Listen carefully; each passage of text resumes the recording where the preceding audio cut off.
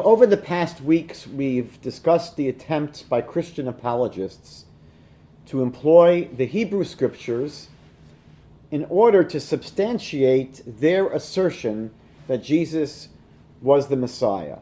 And we've seen how this enterprise is based upon circular reasoning, where they approach the Hebrew Bible with a preconceived conclusion. They're not really interested in the message of the scriptures. That's not how they approach the scriptures to find out what are the scriptures actually saying. No, they approach the scriptures with an agenda. They approach the scriptures with a preconceived conclusion to what the scriptures must be saying, which is their belief that Jesus was the Messiah. And then they pour through these writings, they pour through the Hebrew Bible, the Tanakh, and they try to find sound bites that they insist are messianic prophecies fulfilled by Jesus. And again, they believe that these are messianic prophecies because there's some kind of audio allusion, some kind of a connection, either in the story or the way things sound. It sounds like Jesus. It sounds like Jesus. And for them, that is what makes it into a messianic prophecy. Now, we've seen how this agenda-driven approach to reading the Tanakh has led to the mistranslation of critical passages and to citing passages out of context. Citing passages out of context, which means that these are passages that in context, meaning when you read the entire passage, not just a few lines from a chapter, but you read the passage in its broader context, they have nothing to do with the topic of the Messiah. However, because there are parts of these passages that sound like Jesus or remind people of Jesus, the passages get promoted into messianic prophecies. Now, two of their most popular proof texts that we have examined are the suffering servant passage in Isaiah chapter 53 and the passage from the prophet Zechariah chapter 12 that we looked at last week. And we saw that there are two serious problems with each of these passages. Even though they are the most popular of the Christian proof texts, we saw there were two very, very fatal flaws with each of these passages. Number one, neither of them is clearly about the Messiah. Again, we've seen in the past that the prophecies that Jewish people say are speaking about the Messiah are clearly about the Messiah. So clear that everyone agrees that we're right. Even the Christians say, yes, those are messianic prophecies. Why does everyone agree? Because they are overwhelmingly clear. But the passages like these two, Isaiah 53, Zechariah 12:10, are not clearly about the Messiah, as we've examined when we discussed those passages. And secondly, the other huge problem is that even if we accept the premise that these passages are about the Messiah, they don't clearly and specifically identify Jesus. So they may speak about someone who is suffering, but plenty of people in the world suffer. There's nothing in those passages which tells you that the one that is suffering is Jesus. Now, it's for these reasons that the proof text that we're going to examine tonight seems to be far more compelling than all the others. On its surface, Daniel chapter 9 seems to overcome these two weaknesses that we see in passages like Isaiah 53 and Zechariah 12. How does Daniel chapter 9 overcome these very, very significant weaknesses? Well, as we're going to see, there seems to be good textual indications that it's speaking about the Messiah. Meaning that in all the other passages, we asked, why would anyone think that this passage is speaking about the Messiah? What about that passage tells you that it's speaking about the Messiah? And it's very difficult to give a compelling answer. We're going to see in Daniel chapter 9 that the Christians seem to have at least something to go on, something where the text itself seems to be talking about the Messiah. And number two, while not quite a bullseye, the passage seems to get close to Jesus chronologically, meaning that the other problem with the Christian proof text is we ask, how do you see any connection between this passage that you're pointing to and Jesus? What is the connection? Why do we assume that Jesus is being spoken of? And in Daniel 9, it seems that the passage is possibly speaking about the time that Jesus lived, meaning that it's giving us at least some connection between Jesus and this passage in Daniel. Now, missionaries make the following very dramatic claims about this passage in Daniel chapter 9. Number one, they claim that it predicts that the Messiah would appear and be killed prior to the destruction of the Second Temple in the year 70 of the Common Era. And that's often how Christians present this passage. They'll say, well, Daniel tells us that the Messiah has to come and die and be killed before the destruction of the Second Temple. And that took place in the year 70. Who was it? Who was this Messiah that came and was killed before the destruction of the Second Temple? That's a very massive claim. Furthermore, missionaries claim that Daniel actually revealed the exact date, the exact year that the Messiah would be killed. Not just that the Messiah would be killed before the Second Temple was destroyed, but the claim is made by missionaries that from Daniel 9, we are getting the exact year that the Messiah was supposed to be killed. Now, if that exact year lines up to the year that Jesus was killed, that's already getting us close to Jesus. I mean, it doesn't only identify Jesus. There are many people killed that year. But compared to the other proof texts that have no connection to Jesus, here you have at least something. And finally, they assert that Daniel reveals that the purpose of the Messiah's death would be as an atonement for sin. So this is like missionaries hitting the jackpot. This is basically a passage which gives them everything they would like to have. A passage that predicts the Messiah would be killed to atone for sin and gives you the date when it was going to happen. Now, let's think about this for a moment. If this were actually true, if this were actually the case, that Daniel chapter 9 was giving us the exact year the Messiah would be killed, and that it would be before the destruction of the Second Temple, and he would be killed in order to atone for people's sins. If that was the case, this would be by far the most powerful and compelling proof text in the Hebrew Scriptures for Jesus. Head above shoulders.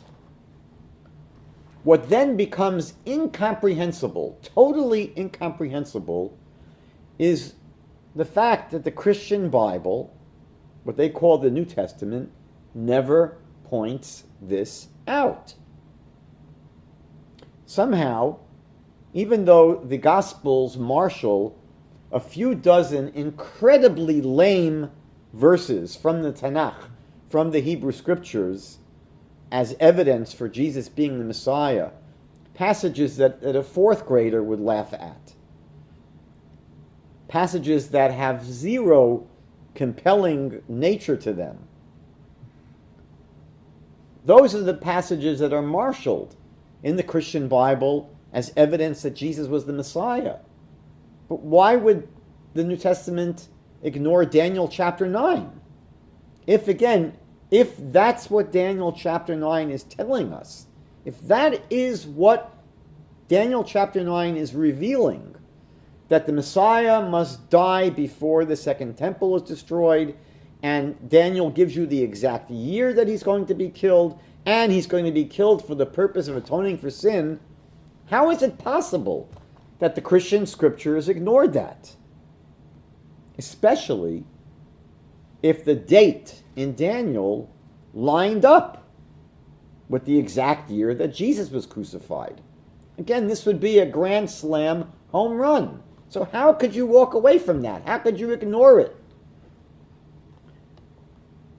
Furthermore, in the 2nd century, there was a church father named Justin Martyr, and he wrote about a disputation that he allegedly had with a Jew named Trypho. Now, it's not clear if this is a real dialogue that he had or it's a literary device. It doesn't make a difference. It's a very extensive dialogue that he writes with Trypho the Jew. And in this dialogue, which is quite long, he trots out a huge catalog of alleged prophecies from the Hebrew Bible fulfilled by Jesus. Much more extensive list than the Christian Bible has. And yet Justin Martyr never mentions Daniel chapter 9. Why not? Why not? We know that numerous contemporary Christian commentaries to Daniel 9 see no connection between this chapter in Daniel and Jesus. Many contemporary Christian commentaries to the Bible. These include, among others, the New Interpreter's Study Bible, the HarperCollins Study Bible, the New English Bible Oxford Study Edition, the Anselm Academic Study Bible, and the New American Bible Study Edition, and others. Why don't they see any connection between Daniel 9 and Jesus? Also, very fascinating is that in 1991, Moshe Rosen, his real name is Martin Rosen, who was the founder of the Jews for Jesus missionary organization, so he wrote a book called Overture to Armageddon. And on pages 78 to 81 of this book, he lists what he calls, quote, all 61 of the major Messianic prophecies from the Jewish scriptures. But he doesn't mention Daniel chapter 9. So why is it that so many Christian sources, going all the way back to the Greek Testament, avoid Daniel chapter 9? Well, perhaps the actual meaning of this chapter in Daniel has nothing to do with explaining when the Messiah is supposed to be killed. Maybe that's why these Christians don't cite Daniel 9. Maybe they understand that this passage in Daniel has nothing to do with telling us when the Messiah is going to be killed, or that he's going to be killed to atone for sins. Or maybe these are Christians that are afraid that the predicted date in Daniel doesn't line up exactly with Jesus. And that would be particularly problematic because it would prove that Jesus was not the expected Messiah. Meaning that if you believe that Daniel is giving you the exact date that the Messiah is going to be killed, well, it better turn out that Jesus was killed on that date. Otherwise, Daniel would not be any help to Christianity. It would actually disprove Christianity. And this might be another reason why so many Christians have shied away from Daniel 9. Now, there's another reason why I believe many Christian missionaries avoid this passage. And that's because Daniel 9 is an extremely cryptic and complicated passage. And most of these missionaries are not really able to clearly explain what is going on in this chapter of Daniel. And if they tried to, their audience's eyes would probably glaze over, because there's some complicated math and calculations, and it's not the kind of thing that you can just simply speak to someone about. What most missionaries do is resort to trying to make the simple claim that Daniel is saying that the Messiah would be killed before the year 70, which was when the Second Temple was destroyed. And they leave it at that. And then they ask the rhetorical question, well, who was the Messiah who came and was killed before the destruction of the Second Temple in the year 70? Now, what I'm going to do at this point is read to you this passage in Daniel, not the whole chapter, because as we've seen many times, Christians invariably ignore the whole chapter. They basically zero in here on 4 verses. They zero in on verses 24, 25, 26, and 27. I'm going to read it initially from the King James translation, which was the most famous and most popular Christian translation of the Bible. So here is the King James translation of Daniel chapter 9, verses 24 to 27. It says that 70 weeks are determined upon your people and upon the holy city to finish the transgression and to make an end of sins and to make reconciliation for iniquity and to bring in everlasting righteousness and to seal up the vision and prophecy and to anoint the most holy.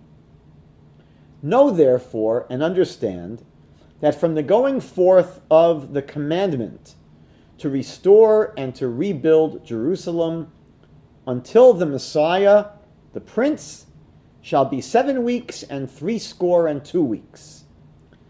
The street shall be built again, and the wall, even in troublous times. And after the 62 weeks shall the Messiah be cut off, but not for himself. And the people of the Prince that shall come shall destroy the city and the sanctuary, and the end thereof shall be with a flood, and unto the end of the war desolations are determined.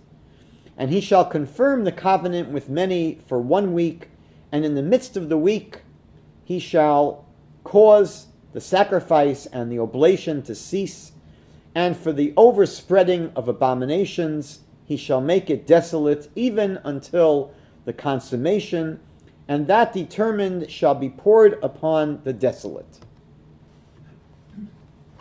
Now, one thing that we have to say at the outset, and there's no controversy about this, is that the passage here speaks about a period of 70 weeks. 70 weeks. Now, normally, we know what a week is. 52 weeks make a year, so 70 weeks would be a little bit more than a year.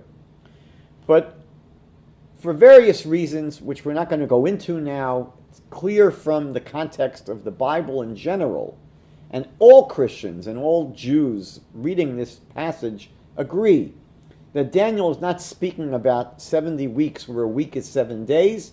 He's speaking about 70 weeks where each week is 7 years. So it's 70 weeks, really, 70 weeks of years.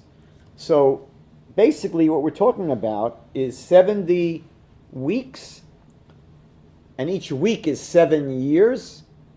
So we're talking about a period of 490 years. So that's what the passage begins by saying, that 490 years are determined upon your people and upon the holy city, etc. And then later on, when Daniel speaks about 7 weeks, well, that's a period of 49 years. And when he speaks about 62 weeks, that's a period of 434 years. So that we must at least understand from the outset, that we're speaking about here weeks of years. Now, the only way missionaries have been able to extract what they want to from this passage has been by grossly distorting the meaning of the passage. That's the only way they've been able to get to first base. They've had to really torture this passage in Daniel and distort its actual meaning to get what they're trying to get out of it. Now, it would take us several hours to carefully catalog all of the problems with the missionary reading. And it would often be extremely complex to follow. You'd need a slide rule and a calculator. I'm going to just point out some of the basic distortions for our short session tonight. As we will soon see, one of the major problems is an often repeated one that we've seen with many missionary proof texts. This is one of the major problems that we're going to encounter tonight with Daniel 9, which is that the missionaries parachute down into the middle of a chapter and totally ignore the context of the chapter. I've had many Christian missionaries ask me, have you ever read Daniel chapter 9, verses 24 to 27? And I said, I have read it, but have you ever read Daniel chapter 9, verse 1 and verse 2 and verse 3? And I asked them, what is said there? What's going on in the beginning of the chapter? Not a clue. Now, there's no way that anyone can hope to understand this complicated passage by isolating just 4 verses toward the end of the chapter. As we're going to see, the beginning of this chapter sets the stage for what comes later. Specifically in this chapter, the beginning of the chapter makes it impossible to understand what goes on later because the beginning of the chapter sets the stage. And ignoring this, ignoring the context, ensures, it guarantees that verses 24 to 27 will not be properly understood. But let's not forget that the missionary is not really interested in the actual meaning of the text. They are looking for sound bites that they believe can be used to make a case for Jesus. They then build their interpretation of the passage around that need. Now, chapter 9 begins with Daniel saying that he was trying to understand prophecies from Jeremiah dealing with the destruction of Jerusalem. So the chapter begins by Daniel telling you what is going on in this chapter. He said he was pondering and trying to understand the prophecies from Jeremiah dealing with the destruction of Jerusalem. And what we see in the chapter is that he was not able to decipher these prophecies. He couldn't understand them. And in frustration, he turns to God in prayer. And after many verses of praying and confessing, the angel Gabriel, comes and tells Daniel that he is going to explain everything to him so that he will finally understand. Briefly put, Gabriel tells Daniel about a period of 490 years. And from the starting point of this period, there's going to be a period of 7 weeks. Again, 7 weeks is 49 years. And this will be followed by the appearance of a Mashiach Nagid, an anointed ruler. So that's the first thing that Gabriel tells him. That's going to be a period of 490 years. And from the starting point, there's going to be the appearance after 49 years of an anointed ruler. And he says this will be followed by a period of 62 weeks of years, which is 434 years, where he says the city of Jerusalem is going to be built up but it will be in troubled times. It's going to be very difficult for Jerusalem during those years. And at the end of this period, an anointed one will be cut off, and the city of Jerusalem will be destroyed. Now we're going to return to this passage to explain precisely what was troubling Daniel and what the angel actually explained. I just wanted to give you a little bit of a teaser, but that's the message that Gabriel gives him. But let's now highlight some of the major problems with the missionary reading before we get back to trying to understand what is the angel Gabriel actually saying. Let's try to understand some of the major problems with the Christian reading here. First of all, Daniel, as I just mentioned, describes two periods of time, or the angel speaking to Daniel describes two periods of time. The angel says that after 7 weeks of years from this starting point, and we'll discuss later when the starting point was, but after 7 weeks of years, 49 years, an anointed ruler will appear. And the second period of time is 62 weeks later, 434 years later. An anointed one is cut off, and the city of Jerusalem is destroyed.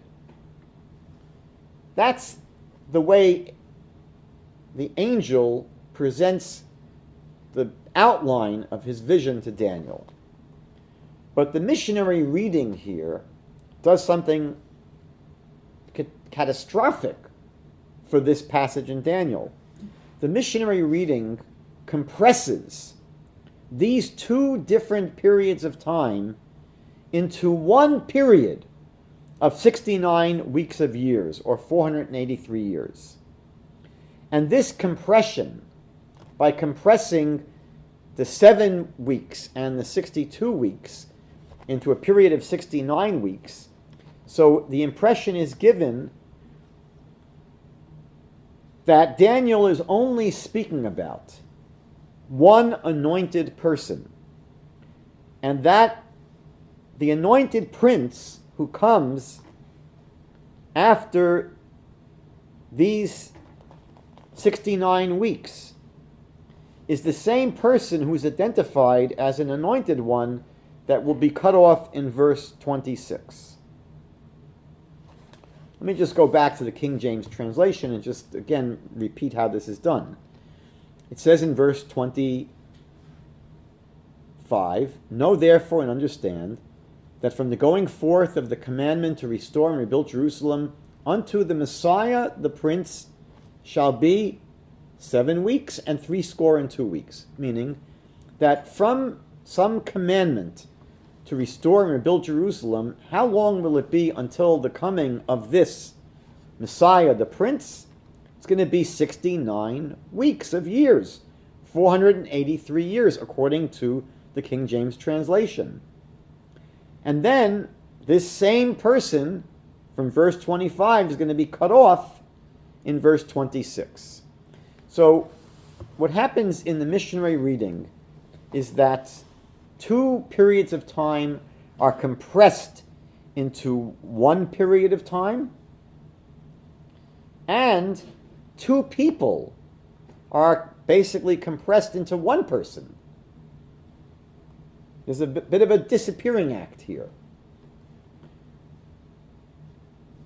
So we have to, again, when we read the passage properly, as we're going to do, we should have to note that there is a period of 434 years that separates the anointed prince in verse 25 to the anointed one who's cut off in verse 26. And it's interesting that when you read Daniel carefully, it describes these two characters differently. In 25, verse 25, it speaks about an anointed prince, a Mashiach Nagid. Verse 26 doesn't speak about an anointed prince, just an anointed one. So we have basically a major problem with the way the Christian missionary totally misreads this passage. It compresses two separate periods of time into one period of time, and it collapses two different people into one person. Now, how do we know for sure that this passage is speaking about two separate periods of time, describing two different anointed people? How do we know that's the case? Rather than, as the Christians say, it's describing one long period of time and speaking about just one anointed person. So the answer is very simple. If the angel Gabriel wanted to tell Daniel that an anointed one would come after a period of 69 weeks of years, if that's what Gabriel wanted to say, he would have simply said, he would have expressed this number as, in Hebrew we would say 9 and 60. The way almost every language in the world expresses a number like 42, you say 40 and 2. Right? In Hebrew we reverse it. We go 2 and 40. But if the angel was coming to tell Daniel that there'd be one anointed person coming after this long period of 483 years, he would have simply said 9 and 60 years, 69 years. But no language on planet Earth expresses a number like 69 as 7 plus 62. And that's the way the Christians insist. You have to understand the passage. Again, going back to King James. Know therefore and understand that from the going forth of the commandment to restore and rebuild Jerusalem until the Messiah, the Prince, shall be 7 weeks and 62 weeks, which is 62 weeks. So they're saying that the way the angel expressed the number 69 weeks was by saying 7 weeks and 62 weeks.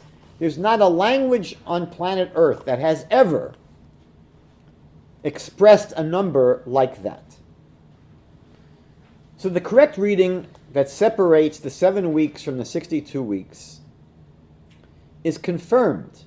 The fact that this is the correct reading, that we have two separate periods, is confirmed by the grammatical punctuation mark in the verse that's called an etnachta. And the etnachta in Hebrew serves as a semicolon. So there is a semicolon basically splitting off the 7 weeks from the 62 weeks. Another proof that the 62 weeks in verse 26 are separate from the 7 weeks in verse 25 is a proof. It's because in verse 26 it says, and after the 62 weeks.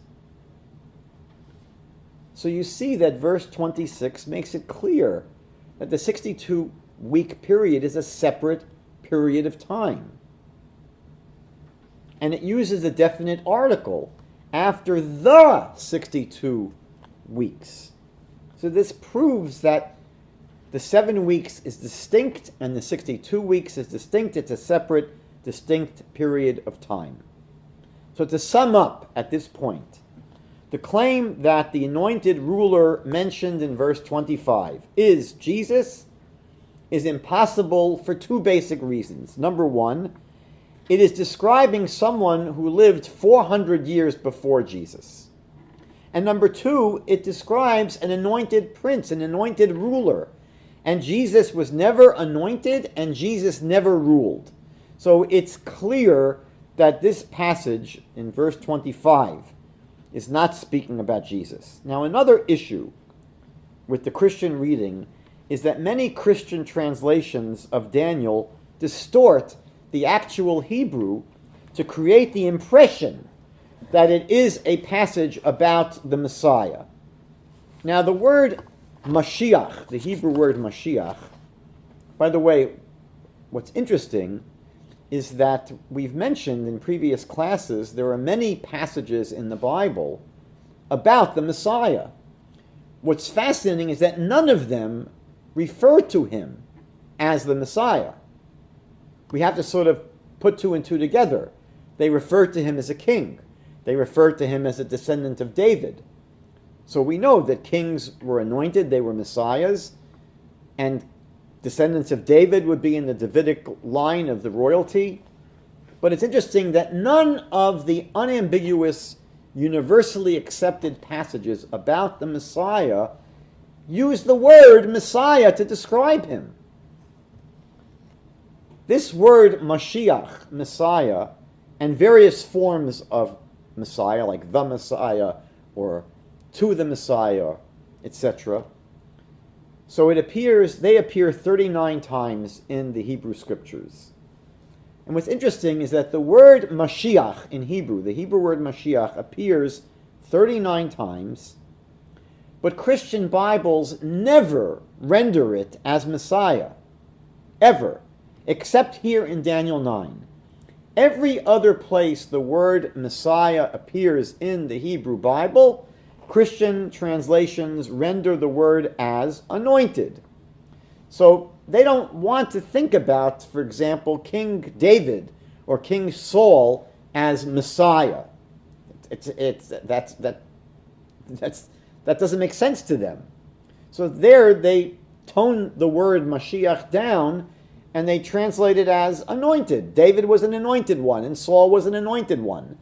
And none of the times the word Mashiach appears in the Hebrew Bible do Christians translate it as Messiah. It's always rendered as anointed, except for here in Daniel 9. Now, not only did they use the word Messiah here, when they, again, render the Hebrew Mashiach, but they capitalize it. Capital M, Messiah. Now, in Hebrew, there are no capital letters, but the editors use the capital M, Messiah, for effect. But the biggest distortion is that many Christian translations of Daniel 9 insert the definite article before the word Mashiach in verse 25. They say the Messiah. Again, this is what King James says. Know therefore and understand that from the going forth of the commandment to restore and rebuild Jerusalem until the Messiah. Until the Messiah. In case you have any question about who the subject of this passage is, they want you to think and to agree with them that this passage is about the Messiah, capital M. But in Hebrew, there's no definite article. It doesn't say anything about the Messiah. It just speaks about a Messiah or an anointed one. Now, another massive problem with the missionary reading involves the starting date and the calculations that they employ.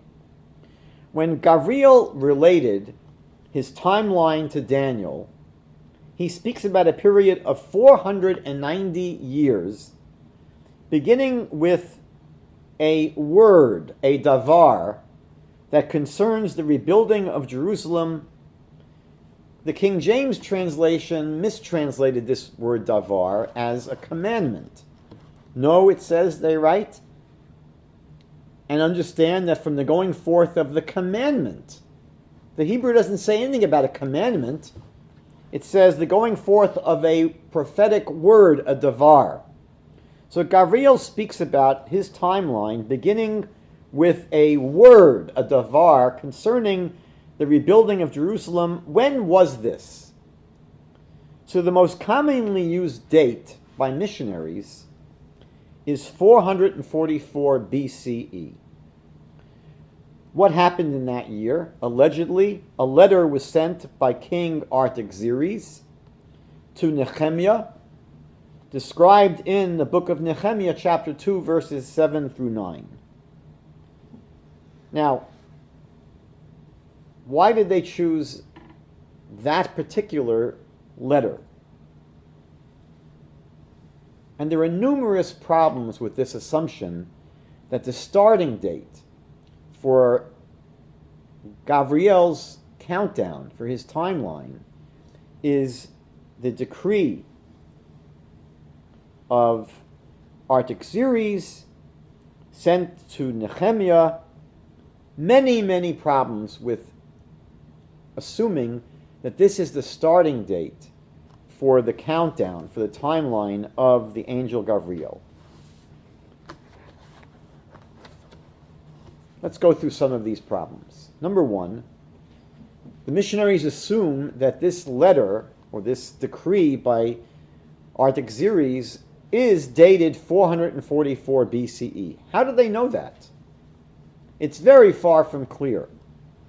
But as we're going to see, all of the missionary calculations are based upon their preconceived conclusion that they are leading up to. They know what they want the end point to be.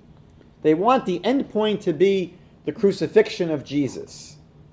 By the way, this date itself is not so clear, as we'll discuss. But they basically work backwards. The missionary knows they want to get somehow to the year that Jesus was crucified.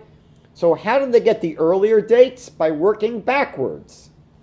And how did they get the idea that the letter or decree by Artaxerxes to Nehemiah was in 444 BCE?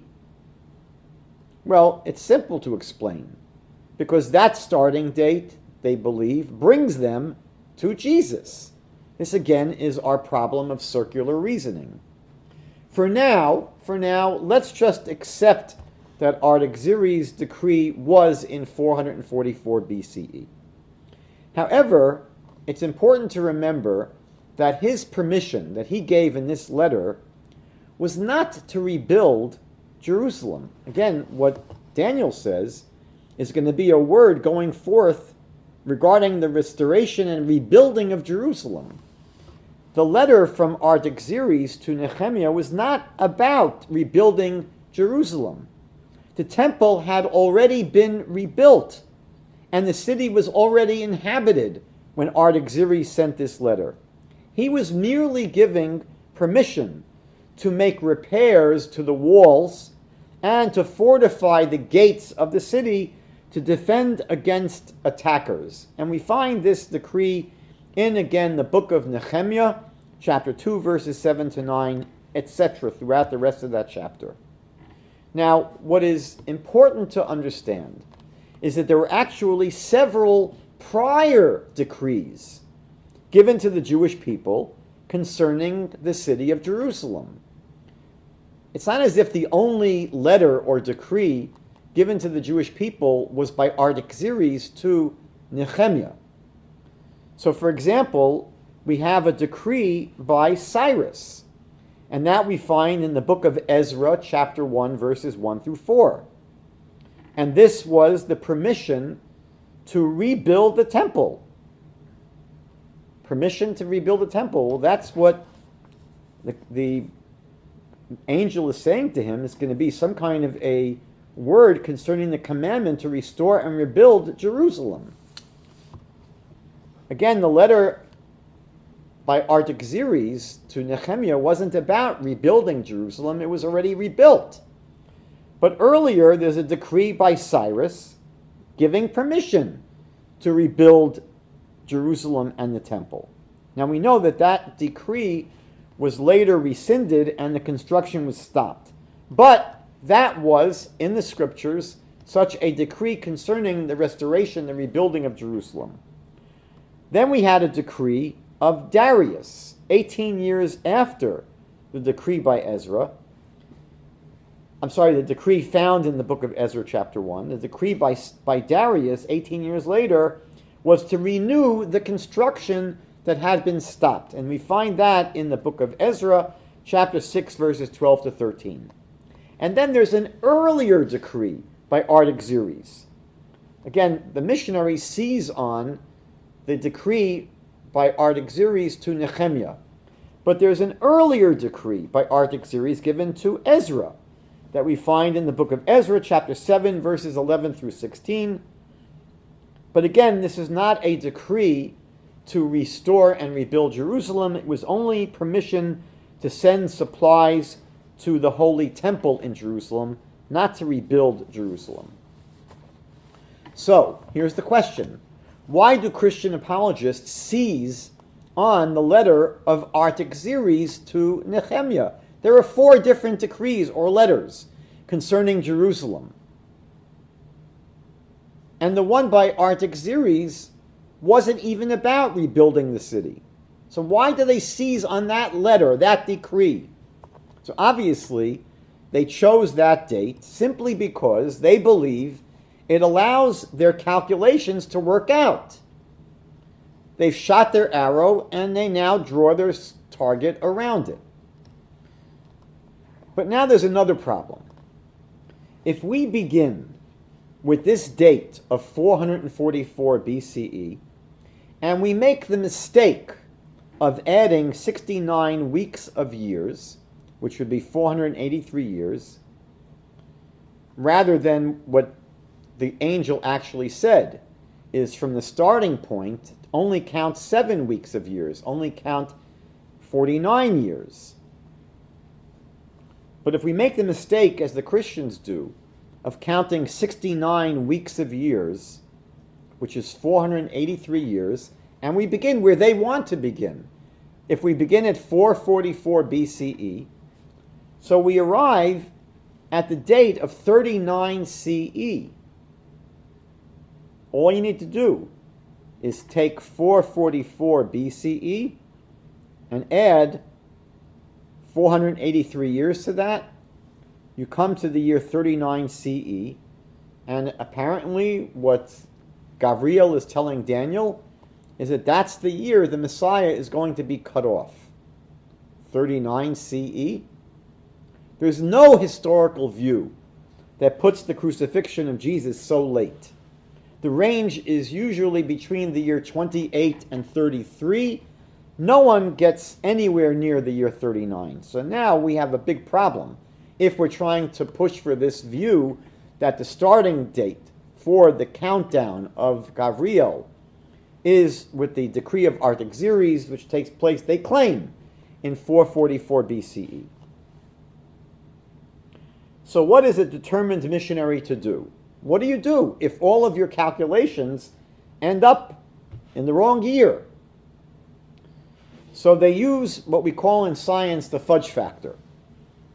Missionaries claim that Daniel was not speaking of a normal solar year of 365.25 days. A regular solar year has 365 and a quarter days.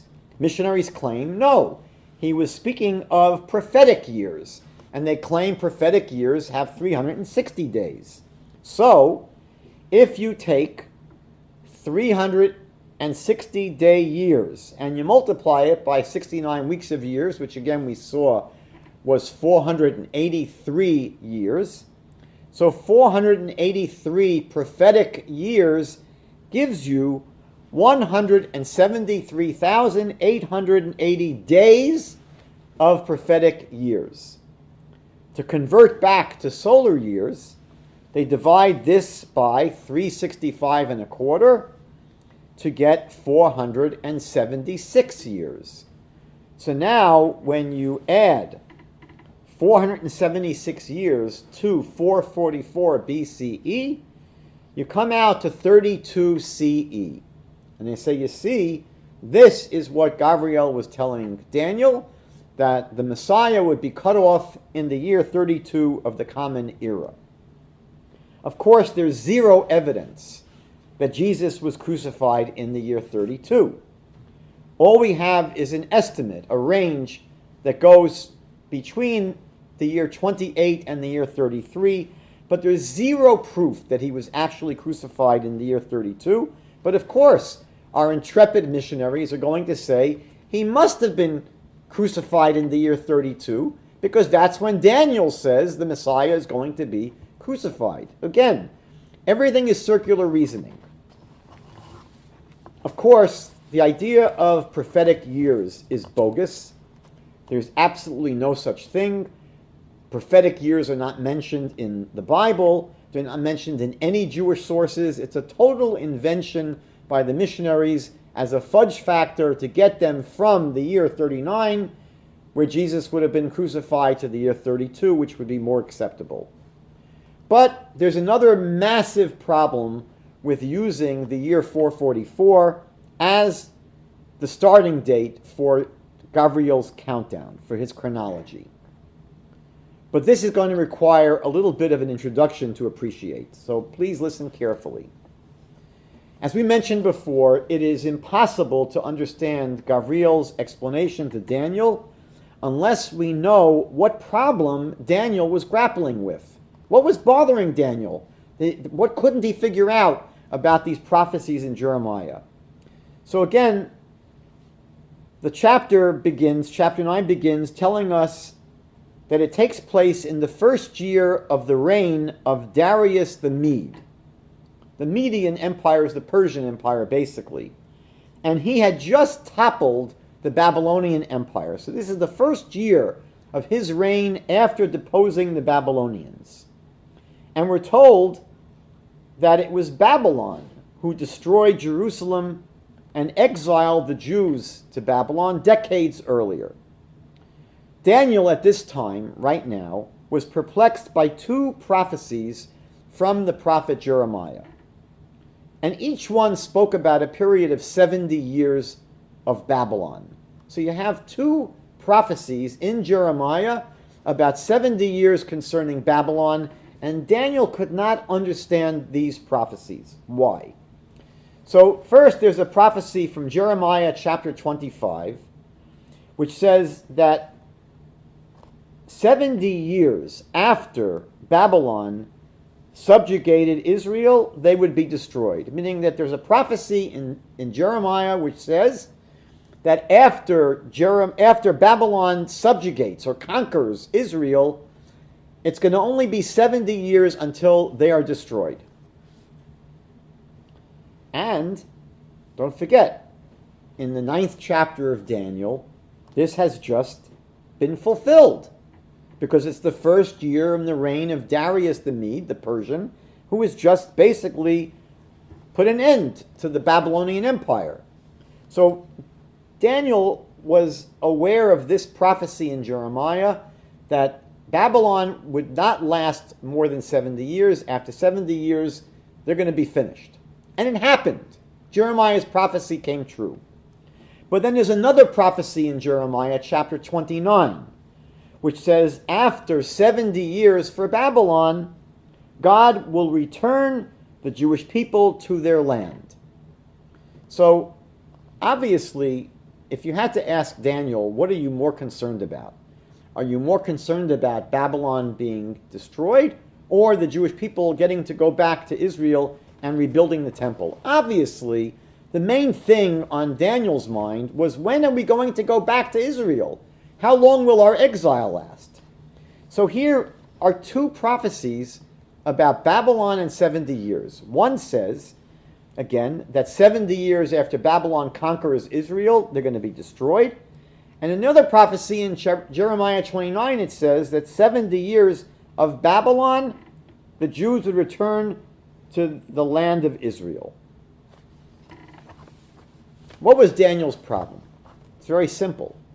Daniel assumed that these two prophecies were congruent, meaning he assumed that 70 years after Babylon first conquered Israel, they would be destroyed as a superpower, and at the same time, Israel would return to their land to rebuild the temple. His assumption was that these two prophecies in Jeremiah were basically going hand in glove.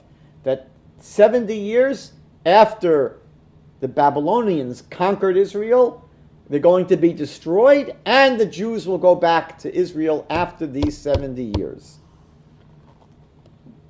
So why is Daniel upset? Why is he confused? Because he has just seen the fulfillment of Jeremiah 25. He has seen the fulfillment because the Babylonian Empire did come to an end 70 years after they conquered Israel. And he assumed that now he was going to see the return of the Jewish people to their homeland. The problem is, he's not seeing it. He's not seeing any trace of this happening. There's zero forward motion. I mean, normally, it takes time for a people in exile to move en masse. And you would expect, if it's going to happen this year, you'd expect to see something percolating. He's not seeing any indication that the Jews are going back this year to Israel. And Daniel is upset.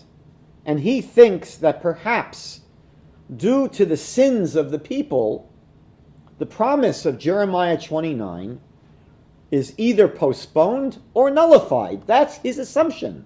Because again, he's assuming that these two prophecies in Jeremiah are both supposed to happen simultaneously. So if Babylon has fallen, why aren't we back in Israel?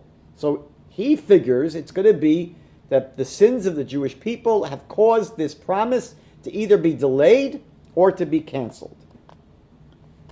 So beginning in verse 3 in chapter 9, Daniel begins to confess the sins of the nation and pray for God's mercy. What else do you do? He feels that he has to confess for the sins of the people that he believes is holding up the show, and he prays for God's mercy. And in verse 21, Gabriel comes and says, I'm going to make everything clear to you. I'm going to explain everything and make it clear to you. So now we can understand why the missionary starting date of 444 BCE is so problematic. Because in order for Gabriel's explanation to make any sense, Daniel would need access to the starting point. Here, the angel is giving Daniel what he says, clarity. I'm going to explain everything to you. And he's giving Daniel a whole timeline and a whole chronology. But if Daniel does not have access to the starting point, he's not going to know when to begin the calculations. Gabriel is telling him to count 7 weeks of years, 49 years, and then an anointed prince would come. But from what date should he begin counting?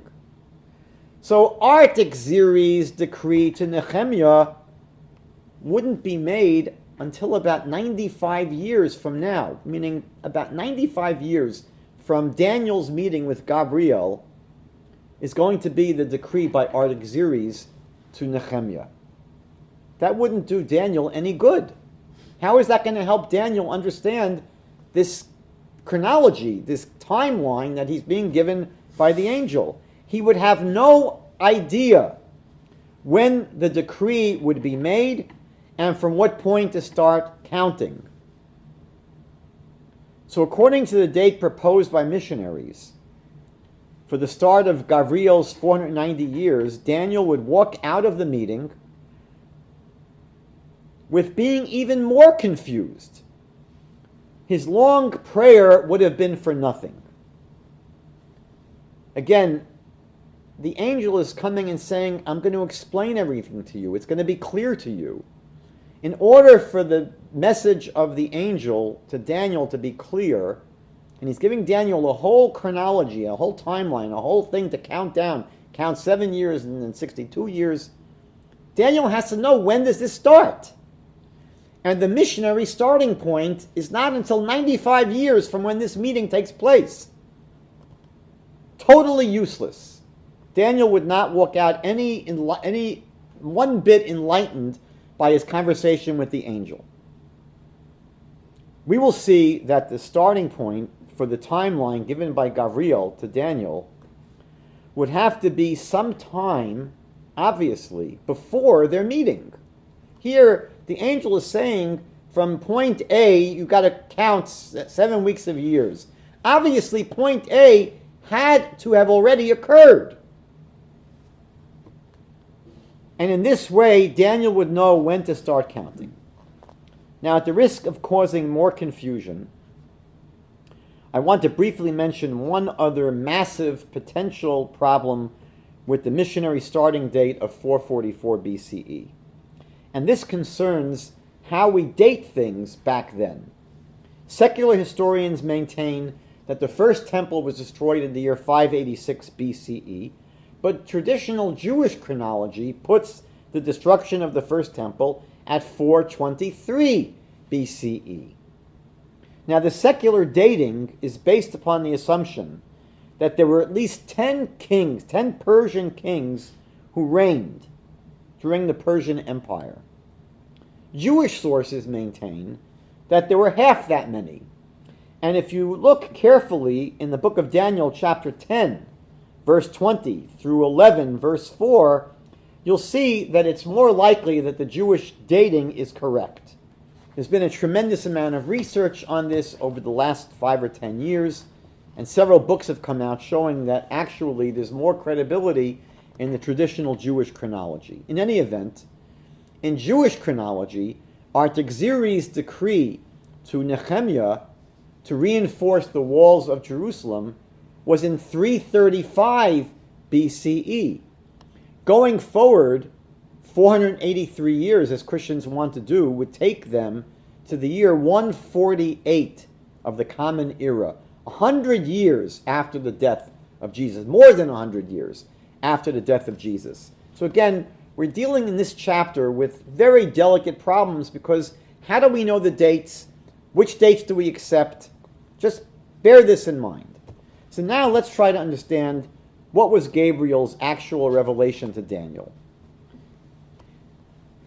As we've mentioned, Daniel is disturbed because he has seen Jeremiah 25 fulfilled. 70 years after subjugating Israel, Babylon comes to an end. And Daniel has seen this. But Daniel was expecting that at the same time, Jeremiah 29 would be fulfilled, that Israel would return to their homeland and begin rebuilding the Holy Temple. So now the angel Gabriel is going to reveal several things to Daniel. And this is his message. The angel is saying, look, the 70 years of Jeremiah 25 were counted from Babylon's conquest of Israel. This was just fulfilled, as I said, when Babylon came to an end and they were overtaken by Persia. But what the angel reveals to Daniel is his mistake. Daniel, you think that Jeremiah 29, those 70 years also begin with the conquest of Israel. And the angel tells him no. It's supposed to be counted from the destruction of Jerusalem, not from the conquest of Israel. The destruction of Jerusalem took place 18 years after the Babylonians basically subjugated and conquered the land. They didn't immediately destroy Jerusalem. And the angel is telling Daniel that it's from the destruction of Jerusalem that you begin counting 70 years until Israel will return to their land. Now again, remember that this was a starting point for the timeline that had already taken place. The destruction of Jerusalem is something that's happened prior to Gabriel speaking with Daniel. He would know when to begin counting. Daniel would have access to the starting point because it took place prior to this meeting. And he would know when to begin counting the 7 weeks of years, etc. So this starting point of the destruction of Jerusalem as the time to begin counting the 70 weeks of years, this is mentioned back in verse 2 of chapter 9 in Daniel. And as we're going to see, it's corroborated by other passages in the Bible as well. So the first thing Daniel is told is that in 7 weeks of years, an anointed ruler will appear. That's the first message of the angel. Now, who was this anointed ruler? Who was this Mashiach Nagid, spoken of in verse 25? And why was him coming significant? What is the significance of the coming of this anointed ruler? How will he play any role in calming Daniel down about his concerns about the people returning to their land? So the truth of the matter is that this period of 7 weeks of years, meaning 49 years from the starting point, was just around the corner from Daniel's meeting with Gabriel. Meaning that basically what Gabriel is saying is, I know that you're expecting to go back to Israel. Well, very, very soon, really within the year, expect some serious good news. And that is the coming of this anointed prince. And the very next year after Gabriel meets with Daniel, Cyrus replaces his father-in-law Darius as the ruler of Persia. Now, why is Cyrus significant? Because he was the one to give permission for the Jewish people to return to Israel and rebuild the temple. This is exactly what Daniel's upset about. And so the angel is saying, look, it's just a matter of months until an anointed ruler is going to come. And you're going to see what he's going to do. And Scripture refers to Cyrus as Mashiach. As Mashiach. He is the anointed ruler in verse 25. Cyrus is the anointed ruler of verse 25. Cyrus is this Messiah, this anointed one. Well, let's look at Isaiah, the book of Isaiah, the prophet Isaiah chapter 44, verse 28. Listen to what Isaiah says. Who says of Cyrus, he is my shepherd, and all my desire he shall fulfill, and he will say to Jerusalem, it shall be built, and the temple shall be founded. Cyrus is the one that's going to fulfill exactly what Daniel's looking for, the permission to go back to Israel and rebuild the temple. And then the very next chapter of Isaiah, chapter 45, verses 1 and 13, Isaiah says, so says the Lord to his anointed one, to his Messiah, to Cyrus. So in the book of Isaiah, Cyrus is referred to as Mashiach, as an anointed one. And God says, whose right hand I held to flatten nations before him, and the loins of kings I will loosen, to open portals before him, and gates shall not be closed. I aroused him with righteousness, and all his ways I will straighten out. He shall build my city, and free my exiles, neither for a price nor for a bribe, says the Lord of hosts. There should be absolutely zero doubt that the anointed prince being spoken of in Daniel chapter 9, verse 25, is Cyrus, who is referred to as the anointed one, and he was a ruler, a prince, who would be the one to send the Jewish people back to Israel to rebuild their temple. And this is confirmed as the fulfillment of Jeremiah's prophecy.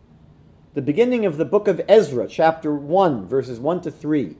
It says, and in the first year of Cyrus, the king of Persia, at the completion of the word, the davar, of the Lord from the mouth of Jeremiah, the Lord aroused the spirit of Cyrus, the king of Persia, and he issued a proclamation throughout his kingdom, and also in writing, saying, so says Cyrus, the king of Persia, all the kingdoms of the earth, the Lord God of the heavens delivered to me, and he commanded me to build him a house in Jerusalem, which is in Judea. Who among you, of all of his people, may his God be with him, and may he ascend to Jerusalem, which is in Judea, and let him build the house of the Lord God of Israel. He is the God who is in Jerusalem. Very clear that when we read the Torah, the Bible, in context, everything comes together.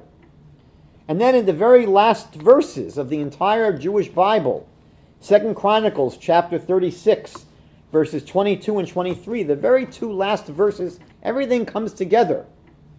And then in the very last verses of the entire Jewish Bible, 2 Chronicles chapter 36, verses 22 and 23, the very two last verses of the Tanakh, of the Hebrew Scriptures.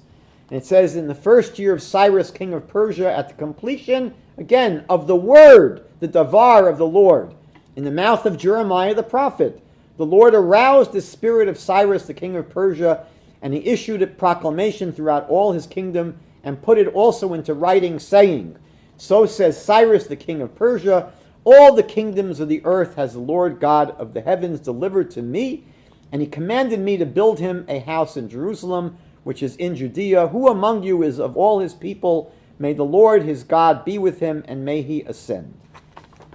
So now, verse 25 should be clear. It is clear that it has absolutely nothing to do with Jesus, because Jesus came 400 years after the temple was destroyed, after the first temple was destroyed, and Gabriel was telling Daniel about an anointed prince who would be appearing imminently.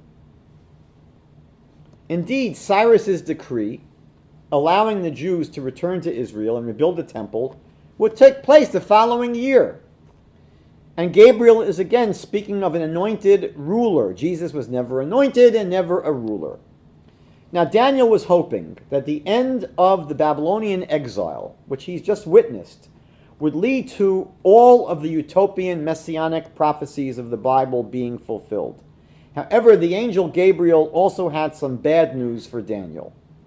And he said that yes, the city of Jerusalem is going to be rebuilt. For 434 years it's going to be rebuilt. But they would be times of great trouble. And indeed, the time of the Second Temple was a time of very difficult and tumultuous suffering for the people of Israel. In verse 26, Gabriel explains how this period would end. He says an anointed one would be cut off and the temple would be destroyed. Now these are the 490 years that Gabriel spoke of. The second temple was destroyed 490 years after the first temple was destroyed. And Gabriel is telling Daniel that this period of tribulation, this period of 434 years, has been decreed against the Jewish people to cleanse them of the sins that led to the destruction of the first temple being destroyed. And after this period of cleansing, there would be the potential, if they learned their lesson during this period of cleansing and rectification, there would be the potential for the Messiah to come and usher in the utopia spoken about in verse 24 here in Daniel chapter 9. Now, when we read verse 24, it speaks about finishing sin, making an end of sin, making reconciliation for iniquity, bringing in everlasting righteousness, sealing up the vision and prophecy, anointing the most holy. What's interesting is that Jesus didn't accomplish any of that. Sin is still proliferating after Jesus. The most holy was not anointed, it was destroyed. I mean, it's amazing that verse 24, which speaks about really a utopian future, didn't come about in the times of Jesus. But what the angel is telling Daniel is that if the people of Israel take advantage of these 434 years that were decreed upon his people to basically prepare them, if they take the lessons properly, prepare them for the potential for the Messiah to finally come and usher in the Messianic utopia. So Daniel 9 is not saying that the Messiah would be killed before the temple was destroyed. Again, Daniel 9 is not saying that the Messiah would be killed before the second temple is destroyed. Daniel 9 is saying the exact opposite. It's saying that the Messiah would only be able to come after the second temple was destroyed, after. That's what the angel is telling him. There are 490 years decreed. And after this period of cleansing, then we could initiate all of these wonderful prophecies of the Messianic age. And if they don't learn their lesson during these 434 years, which is what happened, unfortunately, it will take longer. But the idea is that the Messiah, the earliest time, would be after the second temple is destroyed. It's, by the way, why the sages of the Talmud say that the Messiah is born on the day that the temple was destroyed, because that's when the potential for the Messiah coming was there.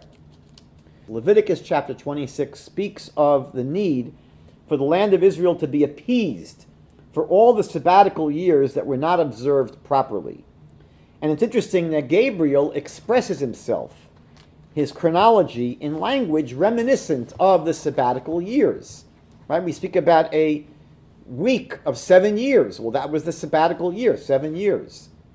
So he speaks about an anointed one being cut off in verse 26. Who is this anointed one that is cut off right before the second temple is destroyed? So some commentaries say it was Agrippa II, who was the last Jewish king. Others say it was the last high priest to serve in the Holy Temple, or it might refer to the entire priesthood that was cut off, because after the temple is destroyed, they were out of work, in a sense. Now it's interesting that Daniel is told here that this anointed one would be yikaret, he will be cut off. It doesn't say he will be killed. It says he'll be cut off. And the reason this is interesting is that in the Hebrew Bible, this term of being cut off always refers to wicked people. It is a punishment that is relegated for the most wicked of people. And that's what happens. The last king is killed, or the last high priest was corrupt, and that's why they ended up meeting their final days. But why would if Daniel here is speaking about Jesus being cut off, why would it use that word? Why would it use a word to describe a wicked, evil person? Daniel says an anointed one will be cut off and the temple will be destroyed, and there's no gap. When you read Daniel, there's no gap between the anointed one being cut off and the temple being destroyed. But Jesus was crucified 40 years before the temple was destroyed, which is about 5.5 weeks in terms of the chronology of the angel Gabriel. There are many, many other problems with the missionary reading of Daniel chapter 9, but this is all we really have time for in our session tonight. A clue, possibly, a clue as to why so many Christians did not connect Daniel 9 with Jesus.